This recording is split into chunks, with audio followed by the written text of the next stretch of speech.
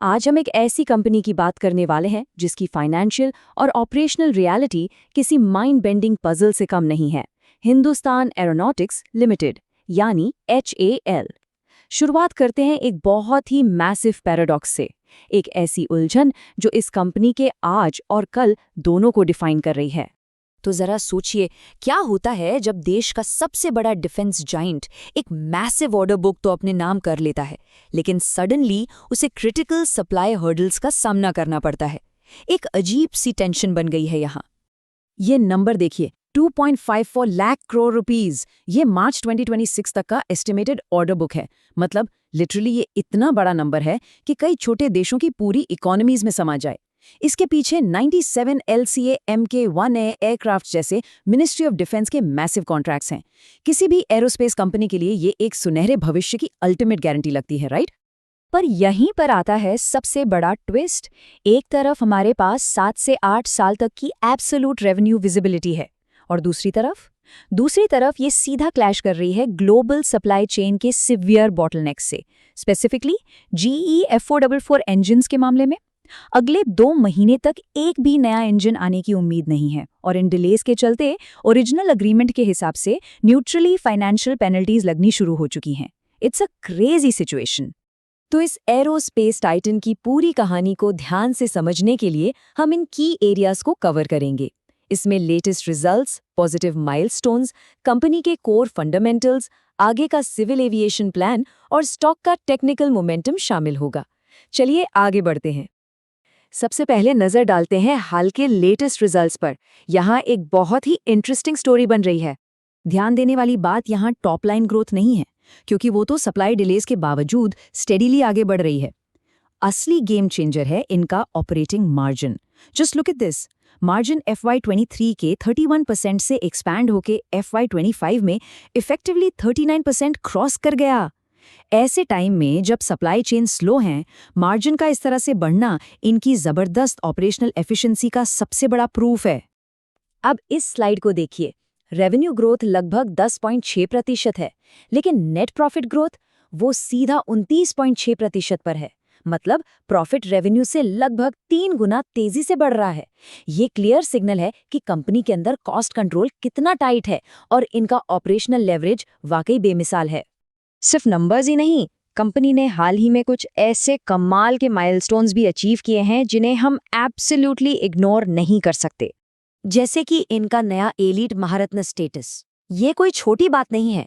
इससे कंपनी को मैसिवली ज्यादा फाइनेंशियल ऑटोनॉमी मिलती है, और इसी का फायदा देखिए, FY26 में 3,344 करोड़ रुपीस का मैसिव डिविडेंड डिस्ट्रीब्यूट किया गया। उसके अलावा LCA डिलेज को काउंटर करने के लिए ALH हेलीकॉप्टर्स और RD-33 इंजन्स की डिलीवरीज को तेजी से पुश किया जा रहा है। Smart moves, right? अब थोड़ा डीपली फंडामेंटल हेल्थ को एनालाइज करते हैं। यहाँ कुछ ऐसी चीजें हैं जो काफी इंप्रेसिव हैं, पर एक छोटा सा कैच भी जरूर है। सबसे माइंड ब्लोइंग बात, जीरो डेट। एक हेवी कैपिटल इंटेंसिव सेक्टर में काम करने वाली कंपनी और उधार जीरो। साथ ही 100 टाइम्स का इंटरेस्ट कवरेज और पिछले 5 सालों का एवरेज रिटर्न ऑन इक्विटी लगभग 25% रहा है।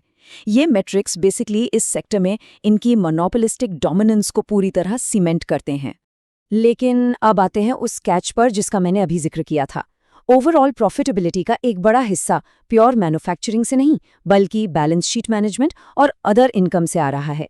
रीसेंट क्वार्टर्स में तो ये प्रॉफिट बिफोर टैक्स का लगभग 40% तक टच कर गया। अब यहाँ सबसे बड़ा एनालिटिकल सवाल ये उठता है कि क्या लॉन्ग टर्म में कोर मार्जिन्स सिर्फ अदर इनकम के सहारे मेंटेन किए जा सकते हैं? इसी चीज को बैलेंस करने और मिलिट्री कॉन्ट्रैक्ट्स पर अपनी 97% डिपेंडेंसी को कम करने के लिए अब एक नया मास्टर स्ट्रोक खेला जा रहा है, the civil aviation pivot. Basically ये एक एम्बिशियस 10-year स्ट्रैटेजी है जिसका सिंपल सा गोल है टोटल टर्नओवर का 25% हिस्सा नॉन मिलिट्री यानी सिविलियन प्लेटफॉर्म से जनरेट करना। ये उन अंडरसर्व्ड रीजनल ट्रांसपोर्ट और रोटरी विंग मार्केट्स को अग्रेसिवली टारगेट कर रहे हैं, जहां अभी भी बहुत बड़ा गैप है। और इसके प्रैक्टिकल स्टेप्स ऑलरेडी शुरू हो चुके हैं।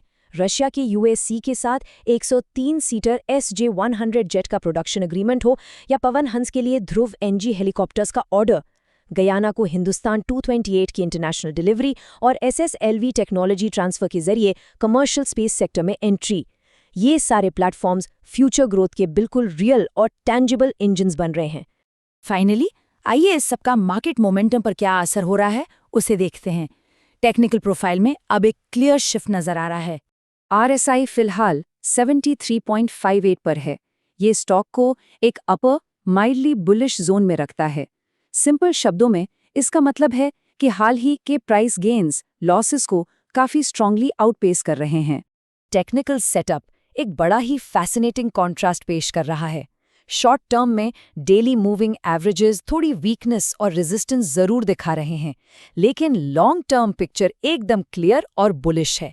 वीकली और मंथली चार्ट्स पर एक्सपेंडिंग बॉलिंजर बैंड्स और पॉजिटिव डाउ थ्योरी एक स्ट्रॉन्ग मल्टी ईयर मोमेंटम को पूरी तरह सपोर्ट कर रहे हैं।